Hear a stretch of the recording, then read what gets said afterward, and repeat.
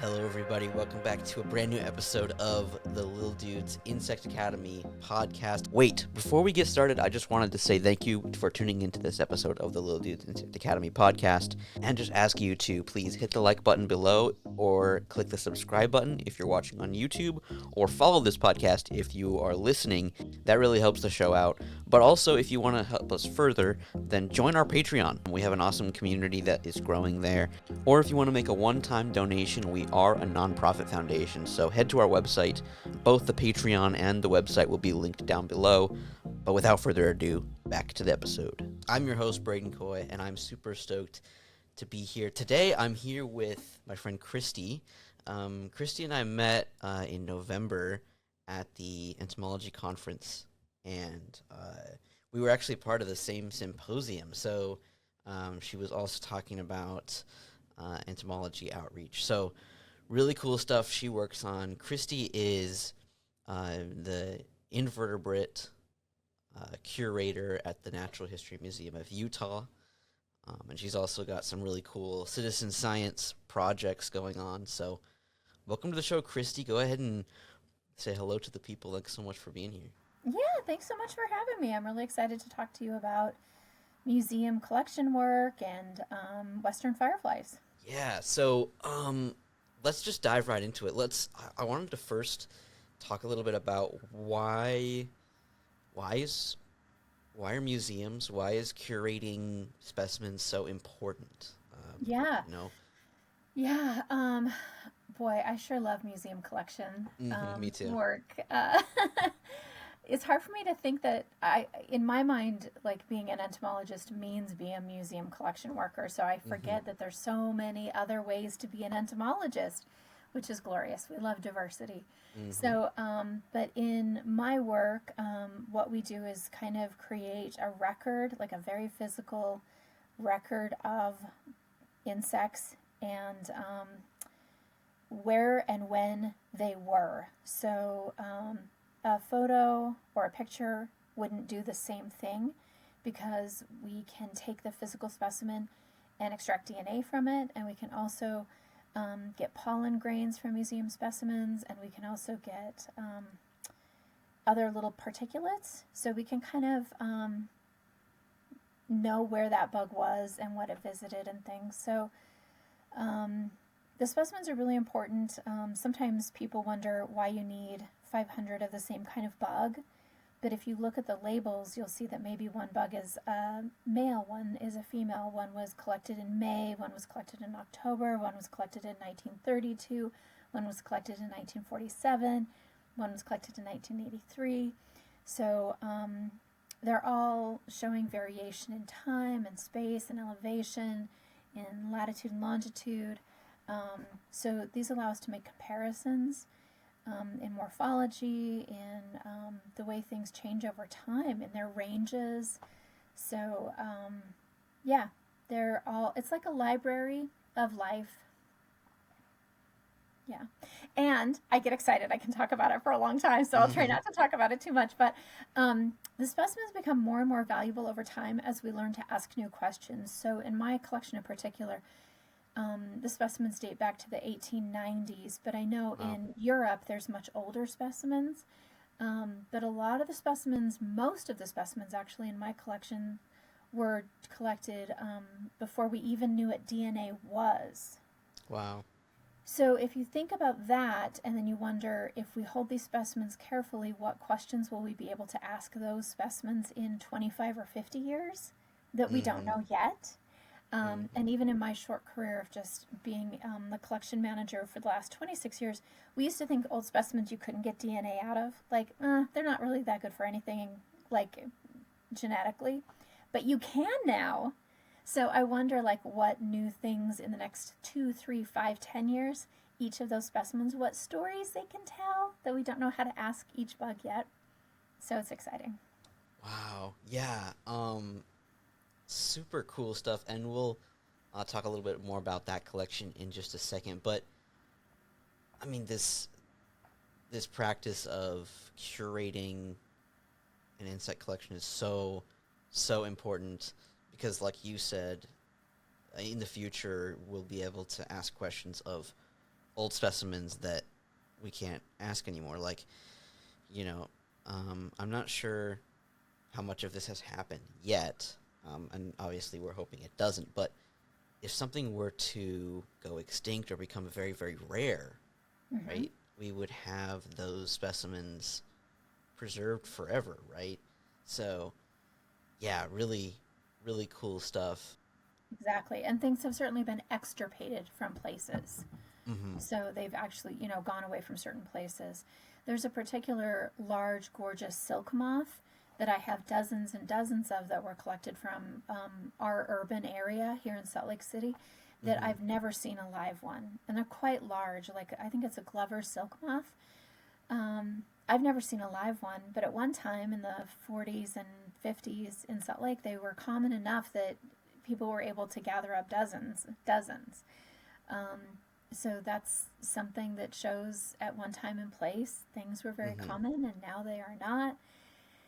And so when people look around themselves now today and say, oh, this thing is very common, this thing is very common, we don't need to pay much notice to it, I think, Mm-hmm. well, what about passenger pigeons? People used to think Mm-hmm. they were very common and of no notice, not important, and now they're gone. So I don't think we should take any living thing for granted. I think we should take notice, take note, draw pictures, collect specimens, record their presence, and not take them for granted. All life Mm-hmm. around us has value and is interesting. Mm-hmm. Absolutely. And you talking about those moths reminded me of a question that I get a lot is, oh, well, is there a concern of over collecting, right? So with insects, could you collect to a point of concern? That's a question I get all the time. So what do you say? What do you say to that? I like that people ask that question because it means that they care. So Mm-hmm. whenever people care, I say we're on common ground. We all Mm-hmm. care that we want to be thoughtful in what we are doing to the natural world. So great. Um, when it comes to insects, I think in 99% of cases, you're not going to harm a population. Mm-hmm. So usually, as humans, what we're noticing is the adult. We're not noticing the grubs underground, or we're not very good at noticing larvae, maybe that might be more cryptic. So the adult is usually at the end of their life cycle, and usually the larvae live much longer and they're better at hiding, and the adults are flying around and we're like, oh, look, a thing. But it's actually like the very, very end stage. And If that bug were to die and land on the ground, it would be bug food or ant food in a matter of hours. And that is yeah. also an important use of its life. But if we collect it, put a label on it, and put it in the museum, we're making a promise to care for it into perpetuity. So if Mm-hmm. I have a specimen that was collected in 1904, somebody has loved and cared for that bug, labeled it, cataloged it, databased it, make the information available to the international community. So I feel like that promise and that allowing that specimen to be an ambassador for its species, that's an okay use of its life. There are some species that are sensitive to collecting. There are certain butterflies that are over collected for sure, and also if you see a population that's kind of sensitive that is sort of fragile, I think the Western Fireflies, when I see them, I don't want people to collect them because they're in a limited area and they're not very numerous.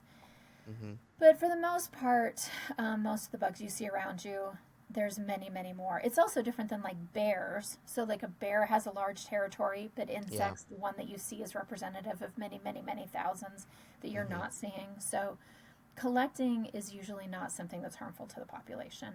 Yeah, and another thing that I always say is to people asking that question is, is it okay to kill insects for this purpose? Because you are cutting their life short, so you are killing them. But I always say that as long as you're properly documenting and labeling them, that's really important as well. Because if you just have a dead bug on a pin in a box, right?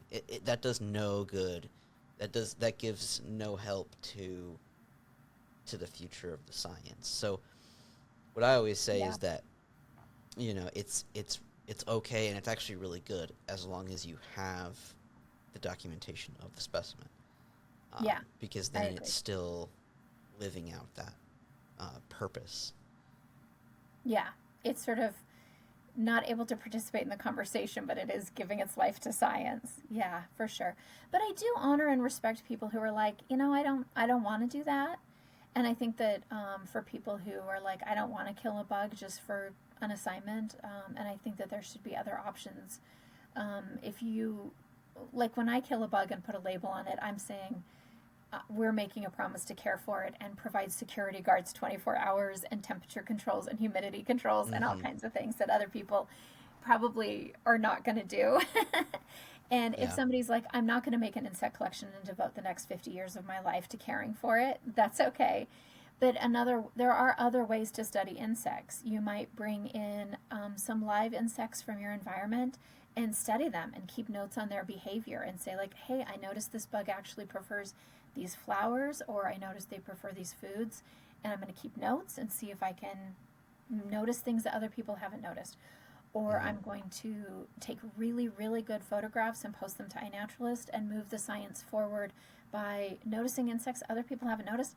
And let me tell you, I notice things in my backyard on iNaturalist that other people comment on and are like, hey, that's new. And I'm shocked. You know what I mean? You don't have to go far to surprise people.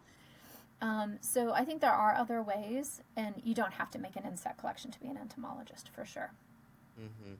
Yeah. So how many specimens are at your museum? Right now, we have about, I would say, 500,000, but in the last couple of years, we've gotten a lot of new specimens, and it's very hard to keep on top of exactly how many. We're working on that. We need to do like an inventory. We did an inventory right before we got a bunch of new stuff. We got about 7,000 new spiders a couple weeks ago. Whoa. So I think we're at about 500,000. Yeah. Wow, that's exciting. And Yes. are they mostly like local to Utah or all over the place, or like donation? Like where do they come from? That is such a great question. Yeah. So, like I said, the collection dates back to the 1890s, and in the past, a lot of things, like in the past, I mean like pre-1930s, the collections were grown by university academics who were generalists, who were just like, we are surveying the Wild West. We are out with our big giant mustaches and our rifles, and we are killing everything in our path. Every bird, every mammal, every snake, every bug. We're pulling it all in. And I think those guys are fascinating and interesting in their own way. And then still kind of university academics through the 60s. But then you get people who are what we call amateurs. But in entomology, an amateur or a hobbyist, they are very serious folks. So I use that term with a considerable amount of respect. So the beautiful thing about entomology, which I love so much, is that people who decide that they love entomology, you don't have to get a degree. You don't have to. You don't have to make it your job. You can do entomology in your living room. You can do entomology in an extra room in your house. Absolutely. You need drawers, you need pins, and you need like an email address, and you need to talk to other people who are doing it. It's not gate kept. People are like, come on in. There is plenty of bugs. There's plenty of work. So a lot of our collections, our donations came from people who were physicians, machine shop workers. One was a general in the army. Just people who had other lives, but then their focus, their hobby, their obsession was butterflies or moths or beetles. That's so cool. One was a postal worker, but they kept, Ezra Day, he kept meticulous field notes from the 1930s to the 1970s. And so those field notes came with him, with his donation. So we get like maybe 5,000 specimens at a time from somebody whose life was dedicated to collecting and labeling. And so we get a lot of donations that way. So they're from all over the world. I'm more interested in things that are from the Intermountain West because I want to be a representative of our area. Sometimes we get transfers from other institutions that have holdings that are more local to our area. So the collection just grows in like jumps and fits and starts in weird, awkward ways. There's not a continuous flow. Just all of a sudden somebody will be like, hey, I got a huge amount of bugs. You got room for them? But every time a museum takes in a collection, it's not just like well, it's sort of like your house, right? If somebody offered you like a giant stuffed panda, you'd be like, where are we going to put it? You know? Mm-hmm. So Yeah. when we take in things, it means that we are promising labor and staff time and tax resources. So we have to be judicious. Like, is there space? Is there time? Can we care for this appropriately? And if not, then it might need to go to another place and we'll help people find a better place for it. Yeah. So we're making a promise to care for things into perpetuity. We take that promise very seriously. Um, yeah, and we have a physical collection and we have a digital collection, which takes a lot of management as well because holding things at the museum doesn't mean just like we sit on it and it's ours and it's a treasure. It means that we try and turn that over into a digital specimen because we Yeah. want you to see it. We want everybody to see it. We want to Yeah. share.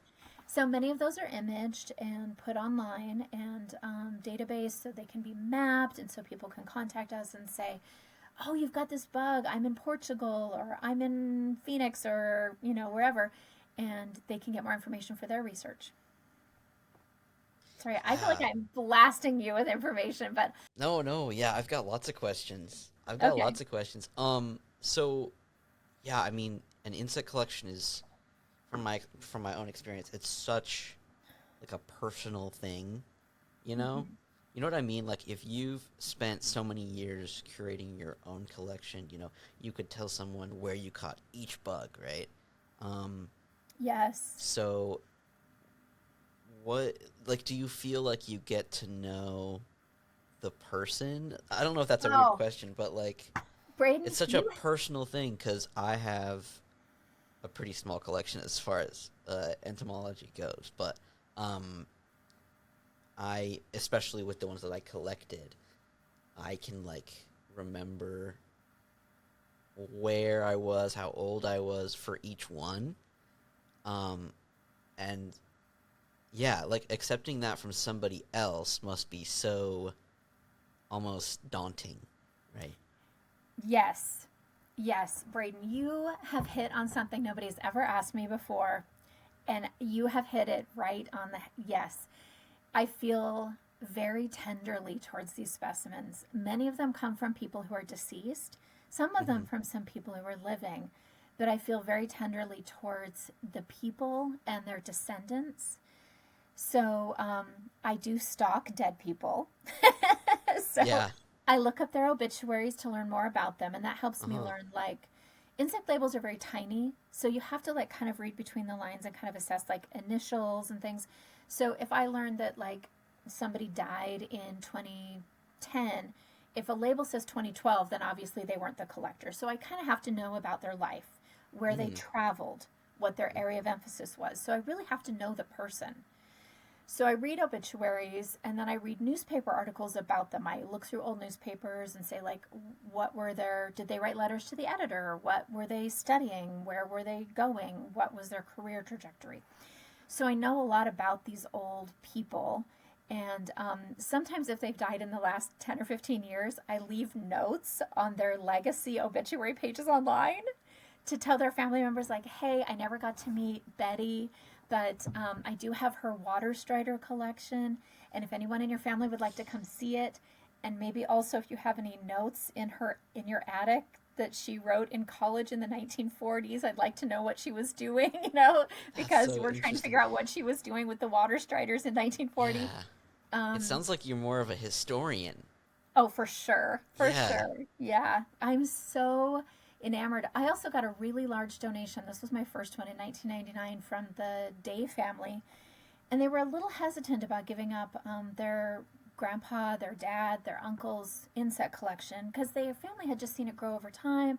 And they had all these family memories wrapped up in it. Like, Hmm. they had all these cute stories. Like, one time Ezra was driving through the mountains with the family in the car on a family road trip and he saw a bug that he wanted to get and he hopped out of the car to grab it and he didn't put the car in park and they were all like and Oh grandpa's grabbing a no. bug and there's like all these cute stories, right? And so they were like, listen, we feel a little uneasy about turning over this whole collection to you. And I said, I promise, if you will give me this collection, I will take very good care of it and you can come see it anytime you want. And they were like, okay, okay. And that was in 1999. And about every 2 or 3 years, I get an email from the Ezra Day family, and they say, "Hey, we're having a family reunion. We'd like to come up and see Grandpa's bugs." And I say, Oh, "You that's betcha." so cool. Oh, I love it. I love it. Oh man. So, by now most of his children have passed away, but I am in touch with the grandchildren, and they tell me the sweetest anecdotes about him. So, though I didn't get to meet him, I know him very well and what a tender, sweet man he was. So I love him, and when I see his bugs, I feel connected to his life, and so it feels like an honor um, to share his work with the world.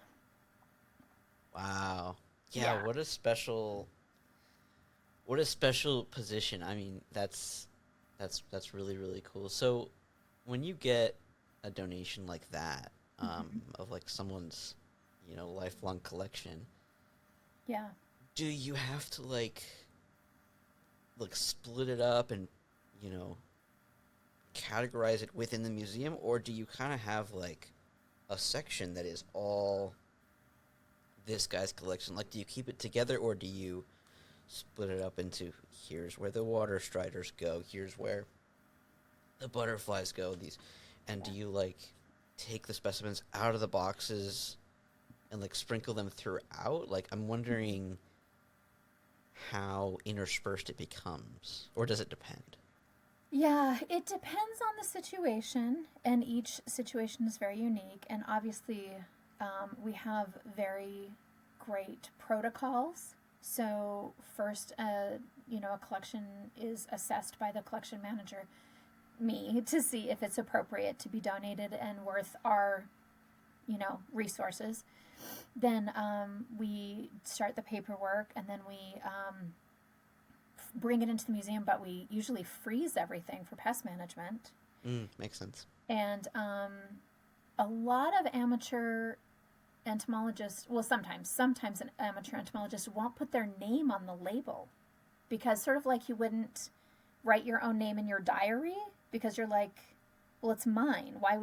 Who's going to see this? Right. So in the case of Ezra Day, I put a purple dot on all of his specimens so people know that that was collected by Ezra Day, and to turn it over, and that there's a code number on the other side and it goes to his code book.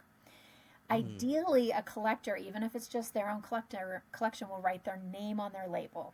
And Yeah. he was working in the 30s to the 70s, like a long time ago. So, but when we create the digital collection, we give the whole body of the donation an accession number. So when it's databased, I can say everything that, like, let's say you gave me 500 bugs, and I put them all throughout the collection. And then I got them all databased, which would probably take me about 2 or 3 years. But then when I database them, I could put a report together and say everything under Bradon's accession number. I can find everything. I know what drawer it's in, and I know their names. And then if the names change or they go out on loan or anything happens, I know they're all under the same accession number. So we track everything. Let me tell you, we sure like to track things at the museum. Yeah. We don't just stick them in a drawer. We take really good care of them, and we know what we have. That's what we do. Yeah. That was actually part of my next question, was this digitizing specimen thing, because this is such a big deal with a lot of museums all over the country right now, is they have all these, physical specimens, and a Hmm. lot of them are working to try and digitize every specimen. So Yeah. what is your, like, where are you guys in that process? Because I know some really big museums, it's gonna take like 20 or 30 years, like a huge project, to take photos of all of them, put all of the label information into a database. Like, kind of, I was curious where you guys are in that process, or if you're working towards that yet. Oh, we work on it every day. Mm-hmm. Every day. We have 81,700 and some odd specimens online. I know Wow. because I look at that number a lot. Yeah. 81,700 something, yeah. Mm-hmm. Um, but it takes knowledgeable people, it takes very careful people. The motto in my lab for me is from the gunslinger Wyatt Earp, and it's Mm-hmm. fast is fine, but accuracy is everything. So Yeah. I'd rather we were careful and did everything correctly. So it takes the time that it takes. And there's always new ideas in the community about innovative methods to make it go a little faster. And we've tried some innovative methods. And some of them have been a little rocky, but some of them have worked out. Crowdsourcing, but like I said, insect labels can be tricky because, like for instance, there's 7 dry canyons in Utah. So if somebody's label says dry canyon, I have to know Sudbury traveled in 1910 in this county, so he could have only gone this far. Oh my So I gosh. have to kind of know how Sudbury was traveling in 1910. You know what I mean? So you have to use a lot of Wow. context clues. You have to have a lot of background information. I also have to know that like CCC means City Creek Canyon. So kind of like knowing your own collection is a little bit like having like a life partner, in my opinion. Like nobody else knows Jack Wolf reared his own specimens and what he means in his field notes, that when he refers to a kitty, he means a caterpillar because he thought that was funny. You know what I mean? Like you Yeah. just have to like kind of know these people. Man. Jack died in 2010, I want to say, but he was a big part of my life while he was alive. So there's all these interesting individuals and their peccadillos and the way that they traveled and their context clues and stuff. Yeah. Um, Yeah, so digitizing is really important because it allows the specimen to have a life outside of your building. And the specimens obviously don't belong to us, they belong to the wider community. So Yeah. it's really important that we find ways to share them, as it's a balancing act between keeping them safe into perpetuity forever and Mm-hmm. also sharing them as widely as possible. So it's an interesting balancing act. We only image like every 100 specimens. We have about 2,500 specimens, I think, online images. And each Okay. specimen takes about an hour to image because we stack them. Yeah. So, Mm-hmm. Wow. Um, yeah. yeah, so there are lots of like ways that I'm just thinking about the building itself.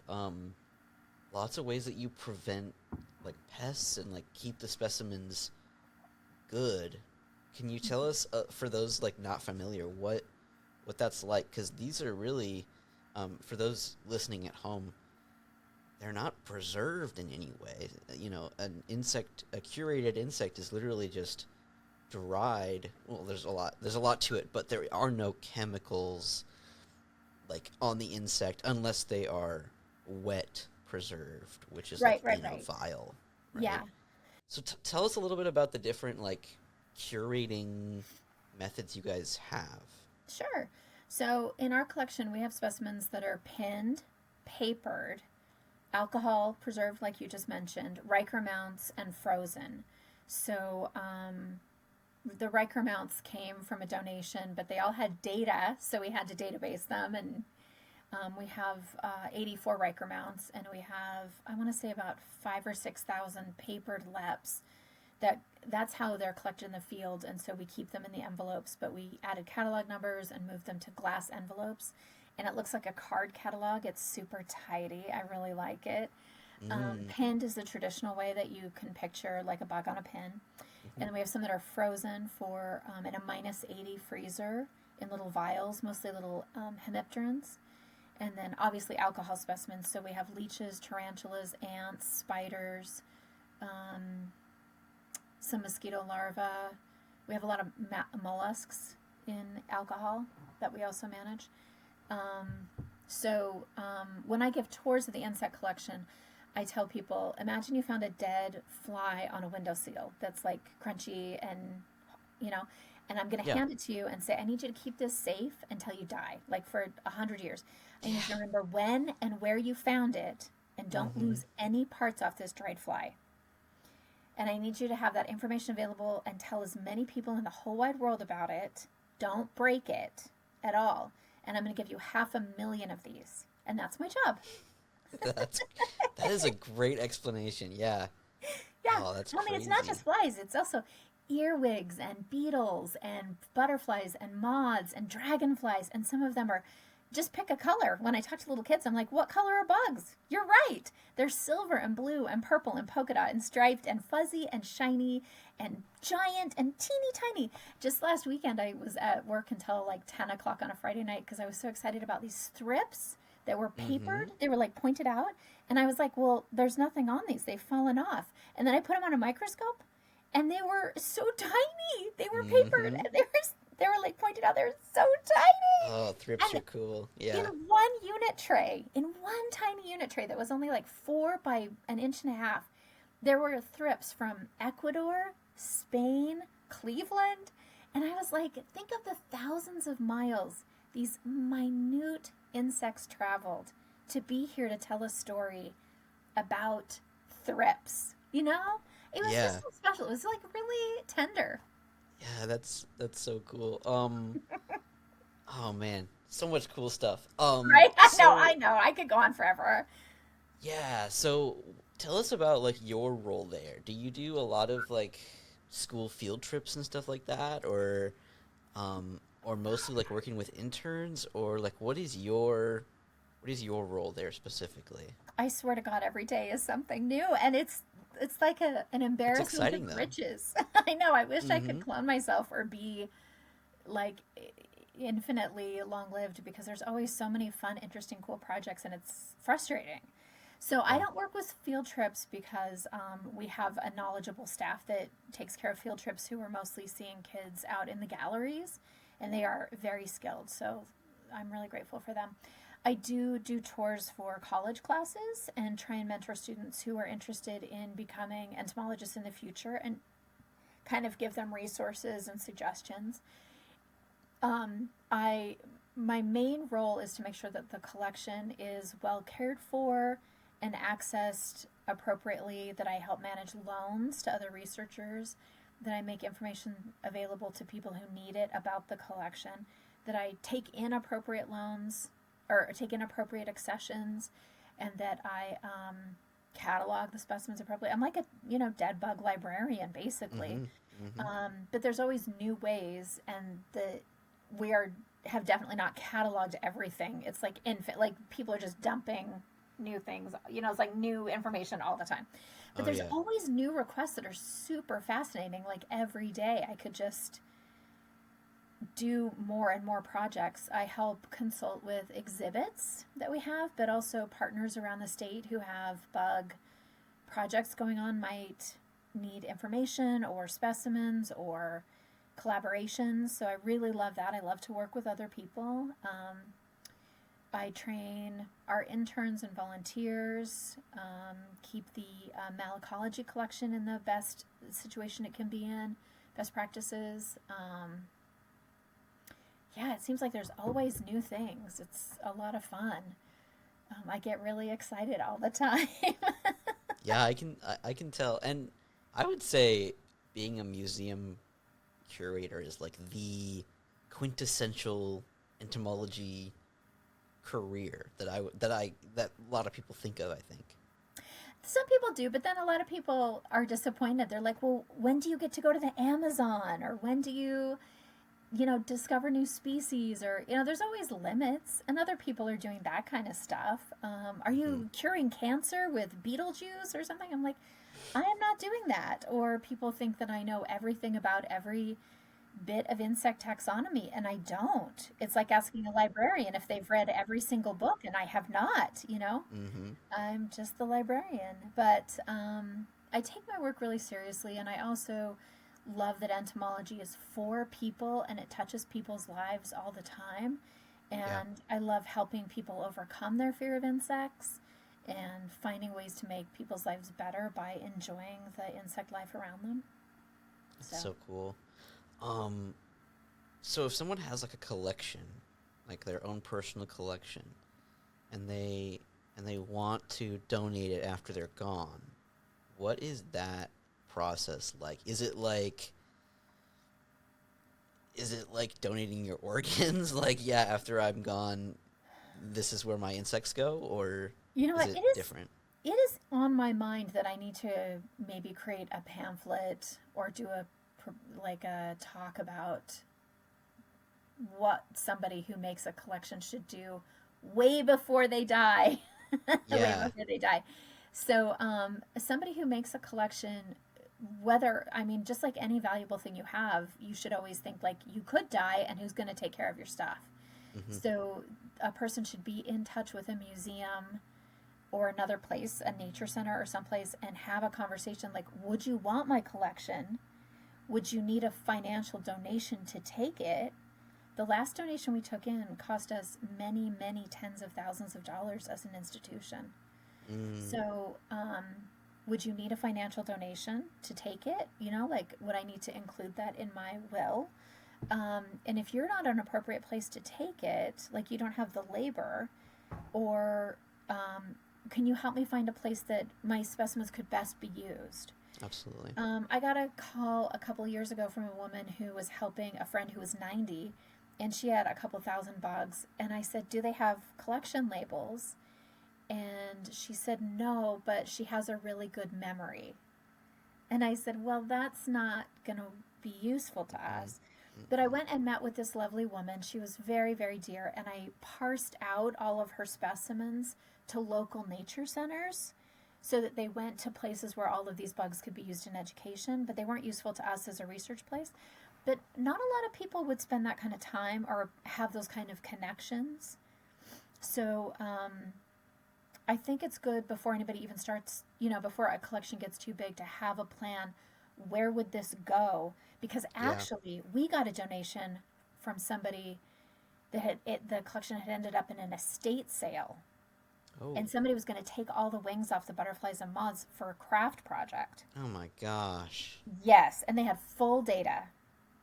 It took me 4 years through a genealogy website to find the original collector's family. And they were so, so happy. They were like, we never knew where our uncle's collection went. So I eventually found the person, but because he didn't put his name on his labels, and because he didn't contact a museum ahead of time to say, would you take my collection? When he passed away, it was just like thousands and thousands of butterflies and moths that could have ended up in the garbage. So, Mm. gotta have a plan. Wow, that's amazing. Yeah, and I think there's a big difference between, like, I don't know how you would differentiate them, but like people who curate the specimens themselves or just buy tropical specimens because they look cool. Yeah. Like, obviously, I've done both, right? I Yeah. think everyone does, but there's a big difference between the people who just want to buy them to rip their wings off and put on a craft project Yeah. than someone who painstakingly curated and created this amazing collection. Yeah, and I have to tell you, like, as a museum professional, the boring little bugs that are collected in your neighborhood, local, wild space, local weedy field that has an appropriate label on it is way more interesting to me than a blue morpho butterfly, because Yeah, it's what is out in nature. It's what is actually from our area. yeah, And I don't have anything against people using bugs for art. Like, make yeah, yourself happy. It's a of renewable course. resource. I love that for you. It's not what I do, but like, I love that. Good, have a Yeah, good of time.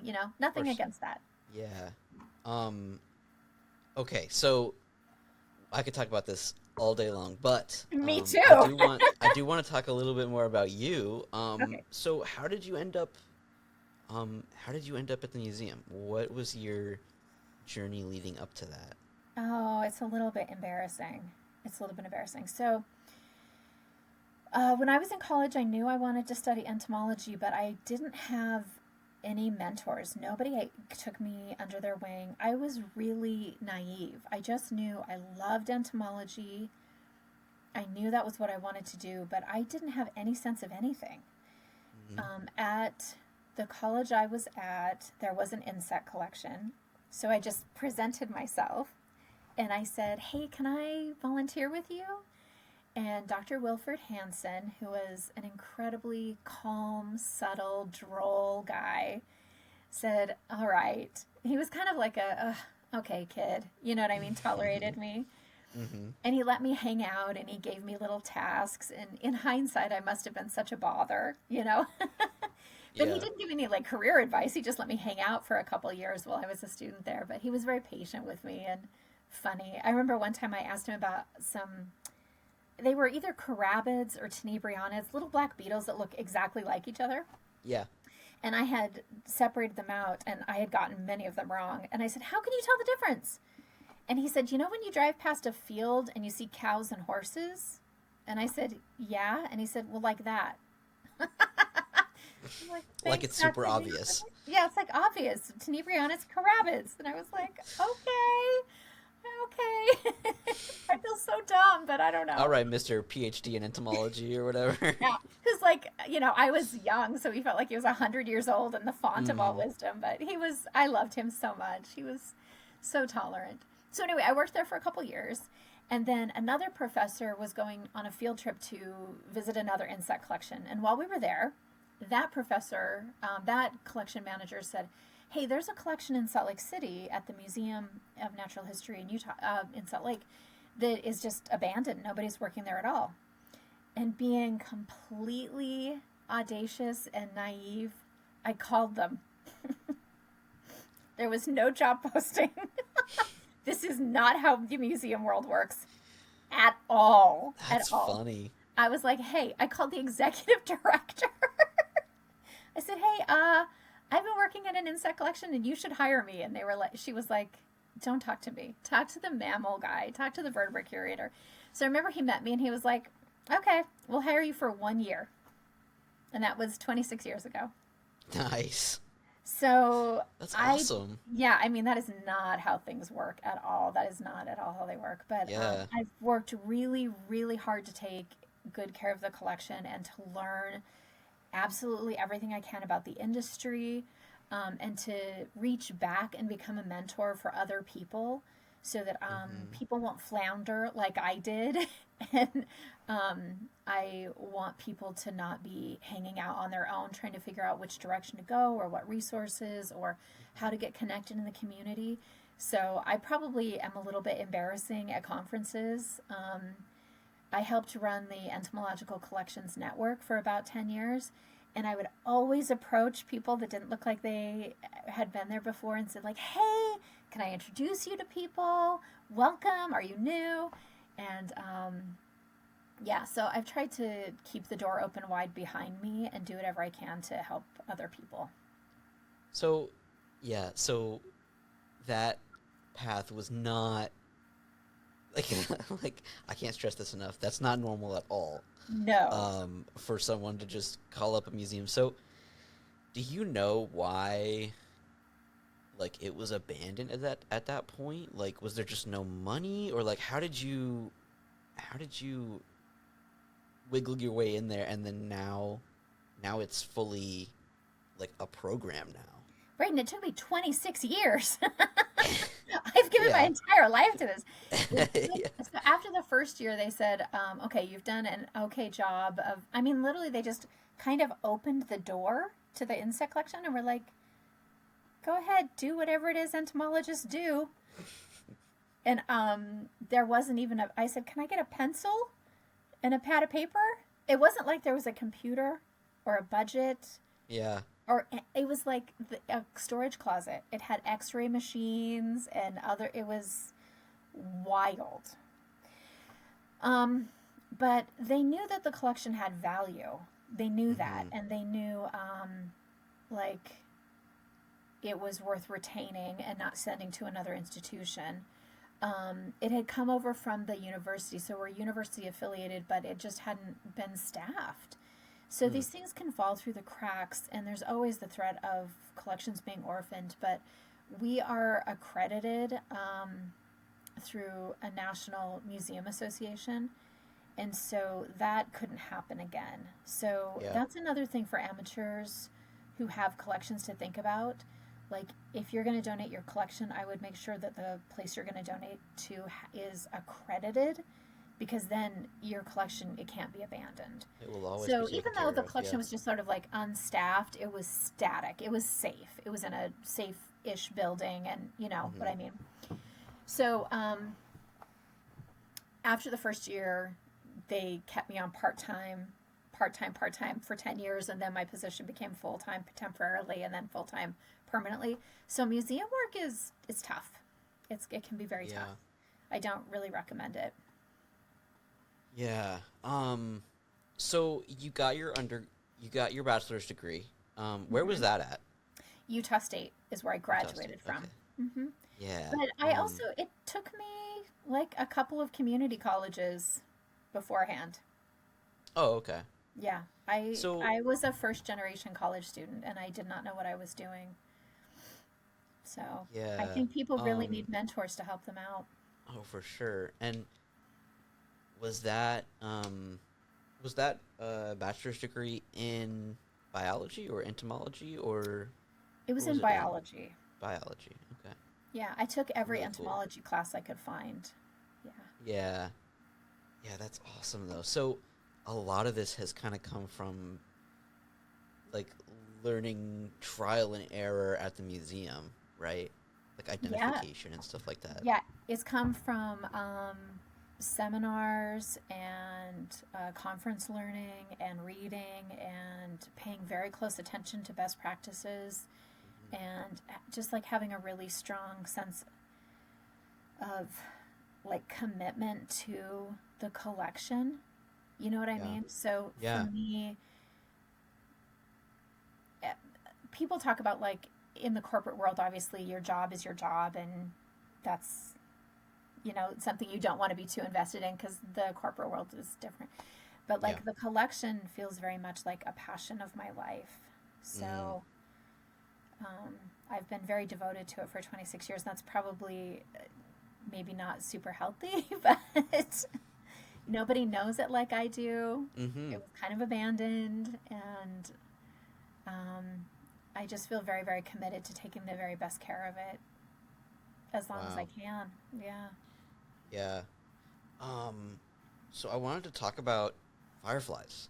Yeah, let's talk Um, about fireflies. tell us about that. So what tell us your story about fireflies, because you told me at ESA and I want you all to hear this because um I think it's really, really cool.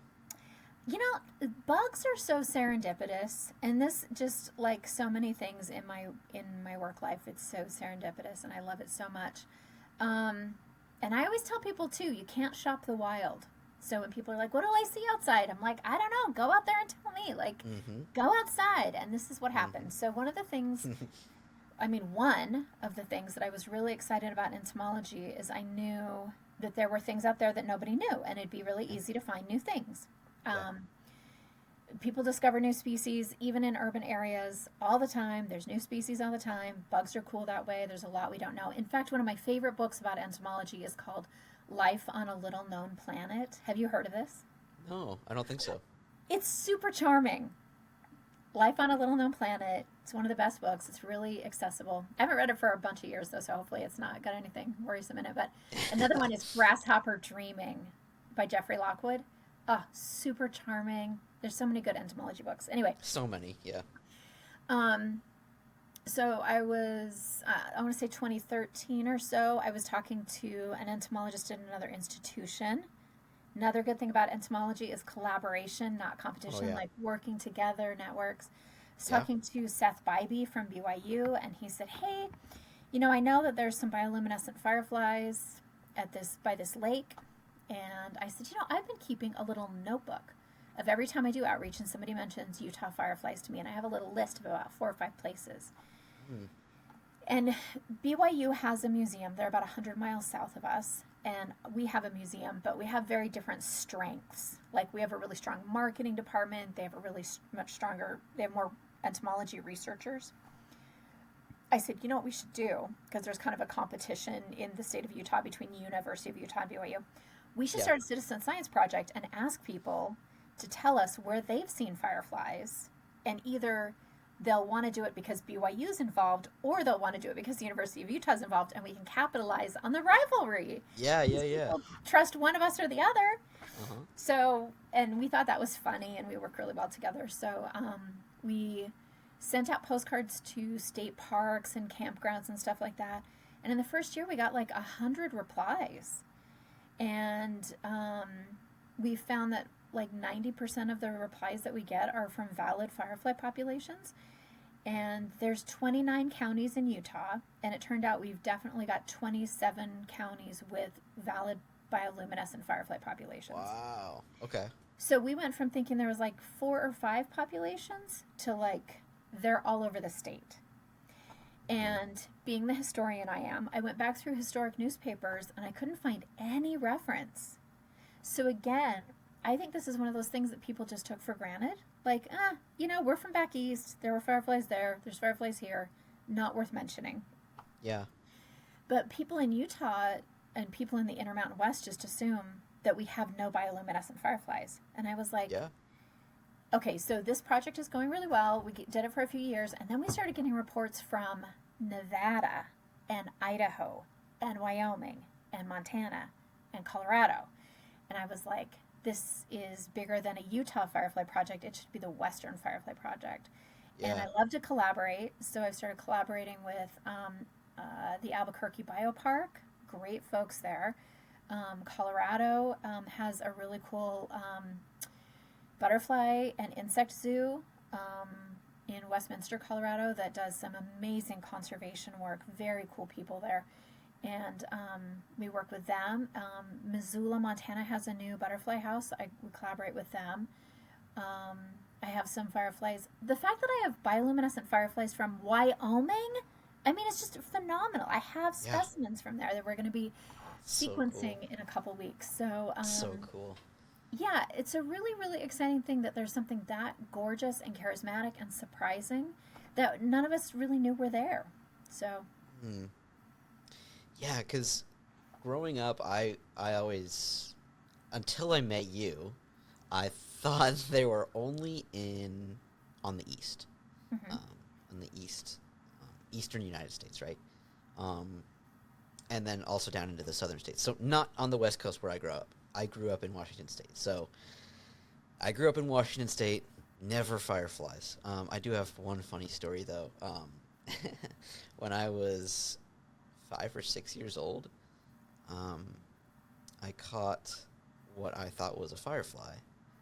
And I brought it to my mom, and she was like, well, what is it? And I said, oh, it's a firefly. And she was like, oh, we don't have fireflies here. Because you never see fireflies in Washington. And I was like, no, I really think it's a firefly. And she was like, no, I don't think it's a firefly. And then I said, well, if it's not a firefly, then what is it, Mom? And so then she did some looking, got some books from the library, did some Google searches, and sure enough, it's a non-luminous firefly. Ah. So a firefly that is not bioluminescent. But it looks a lot like a firefly. It's a firefly. They just don't light up, right? Yeah, same family. You were 5? Yeah. And so that's when my mom stopped questioning my bug knowledge. Is when that happened. So yeah, I've got lots of non-luminous fireflies from Washington. That is spooky. They're really fun. You're a spooky insect identifying kid. That's crazy. Yeah, it was really fun. So so I have fond memories of catching non-luminous fireflies, but never the bioluminescent ones. And also, I think we forgot to mention this, but fireflies are not flies. For those listening, they're beetles. They're beetles. Yeah. So there you go. There's a curveball for you all. They're not flies at all.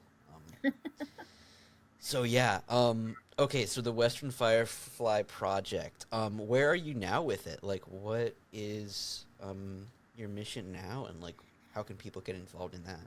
Yeah, so we're still really excited to learn more about where they are. So I don't know that I think there might be some populations in Utah that we have yet to uncover, for sure. We still have some not clear understanding. But I think that there's some places in Nevada we have yet to understand. So we still are kind of fleshing out range maps, especially with Photurus species. What we're really looking at is a genus called Pyractomina. And we're trying to find the edges of it around the West.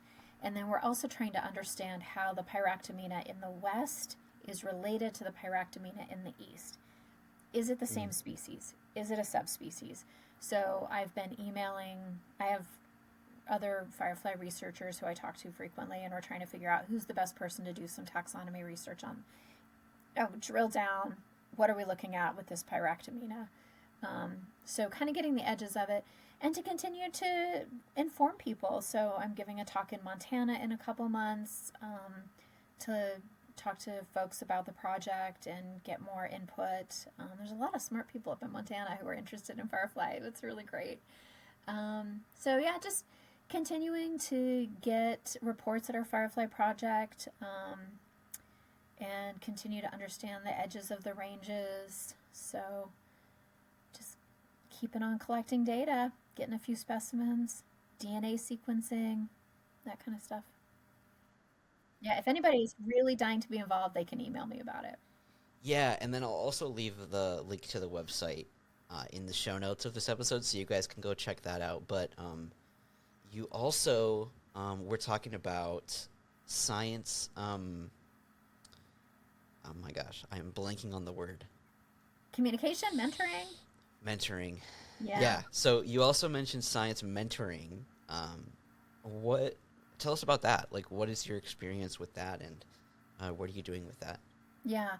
I love the work that you do. I'm so glad. I love that you have a podcast. I don't want to do a podcast. I love that you're doing a podcast. Thank you. Thank you. I have my own forms of outreach. I'm lucky through the museum that I have the ability to like make handouts and do tours and talk to people about bugs that way. Yeah. Sometimes they're young college students, sometimes they're just members of the public, just different ways of like either helping people overcome the fear of bugs or helping people who are interested in careers in science. But this is what I often say. If a young person is interested in sports or a musical instrument, it's very easy for a parent to sign them up to find a mentor. If your kid wants drum lessons or soccer classes, like that, Yeah. super easy to find somebody. If your kid is interested in science, chemistry, physics, entomology, right? What is Yeah. there? You can sign them up for a summer class, but if your kid is like the bug kids that I meet, if you sign them up for a summer camp, they know more than the teacher, and they're Yeah. going to be frustrated. Mm-hmm. So what I usually find is when I'm doing an outreach event or tabling at the museum or doing programming, a parent will look me in the eyes and they have this desperate, sad, haunted look, and they'll say, "My kid really, really likes bugs, Mm-hmm. and they need help. They need help. Mm-hmm. They've read everything at the library. They don't know which direction to go." And those kids need a person to say, "Yeah, guess what? This is the job." There's nothing in the natural world that can't be studied for a career. Whether you like clouds or trees or dirt or streams, hydrology. If you tell a little 7-year-old that likes playing in streams, hydrology is a job and it's important. I mean, Yeah. can you imagine? That's just like, pew, that blows their Yeah. little minds. Mm-hmm. So I can't even imagine if somebody had said to my 6-year-old self who was turning over rocks, roly polies are science and it's work? Holy moly, right? It took me Yeah. a long time to figure that out. So I love that there are parents who are willing to connect people with mentors like you and I. And I think it's really, really important for scientists to find ways to appropriately and, mentor kids. Now, one thing that is a problem for me is that the people who reach out to me are often people who feel they're more like upper middle class or people who have kind of a privilege, or sense of their, and it's harder to find people who might not have the time or the energy or feel like they can reach out. Absolutely. I can't help everybody, obviously, but I like to meet with people who the kids are really, really excited about bugs and listen to their particular interest, not have a curriculum that I hand to them. I'm often fascinated. There'll be kids who are like, I want to raise bugs, I want to draw bugs, I want to learn just about ants, I want to make an insect collection. I had one 6-year-old who came to me just impassioned, and her mom looked at me like, I do not know what is happening. And they were like, okay. Yeah. I'm going to give this kid some pins and Oh, some that's foam. awesome. Yeah, and the mom was like, what is going on? It was really strange. And then another kid who was about 6, and she was all tarantulas. She loved ballet. She loves photography. She just wanted a tarantula, and the parents were like, So I gave her a tarantula with the That's parents' so consent, and we that's so worked cool. together. Yeah, and now she works at the museum as an intern. She's No 16 now, way. so we kept a relationship. Yeah, she's really great.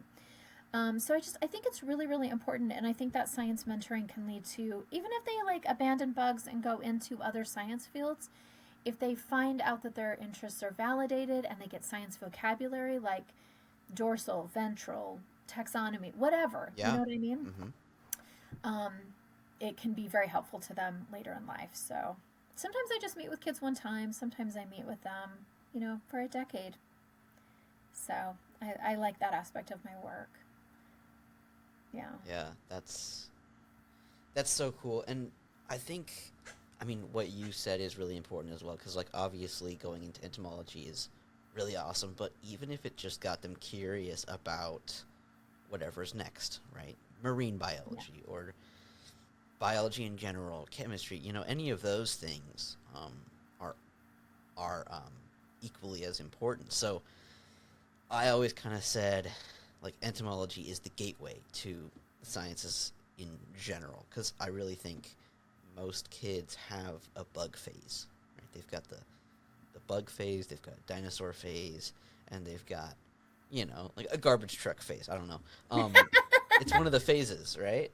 Yeah, Um, entomology is science you can hold in your little hands. exactly, exactly, and it's so engaging with young students. So yeah, really cool. We obviously, I'm just speaking to the choir here, but we obviously um, have the same viewpoint on the importance of science communication. So Yeah. really cool stuff. But I wanted to ask you one last question, and that is, what is like your dream for the future? Like, do you want to just do this forever, or you want to like try something out, or go on any cool trips or anything like that? Oh my Like, what are your gosh. big plans for the future? Wow. There's like a whole bunch. Mm-hmm. I'd like to write more. I'd like to create more material for other people of all types to feel Yeah. more of an entryway into entomology. Mm-hmm. Um, yeah, writing is important to me, so I do everything from poetry to children's books. um, so that's important. Ideally, of course, I wish I could wave a magic wand and have the entire collection database so everybody could access everything. Yeah. Um, yeah, yeah, writing. That's it. I'm glad you asked. I think, the written word that we leave behind is really the way that we tell our story. So I think that's an important part of what all of us can do. Yeah. Absolutely. Mm-hmm. Yeah, so cool. Did you want to say anything else before we sign off, or anything else you wanted to cover? No, I guess I just want to say that like insects are all around us all the time, Mm-hmm. and they make our lives better and more interesting and more colorful and more rich. And I appreciate you being an advocate for them. I really appreciate you doing such beautiful work. Of course, and I love doing it, and I same for you. I love and appreciate what you're doing as well. I'd love to see the collection at some point. We'll see, but yeah, super cool stuff. I Come think to you Salt have Lake. I'll take such good care of you. yeah, I think you have like the dream job of a lot of entomologists out there. So yeah, really cool stuff. Yeah, Christy, thank you so much for taking the time. I hope you all enjoyed listening, and thanks again. I will leave Christy's information down in the description of this episode, so you can follow along with the Firefly Project and the museum and all of that fun stuff. And thanks again, Christy. This was super fun and awesome to catch up with you again.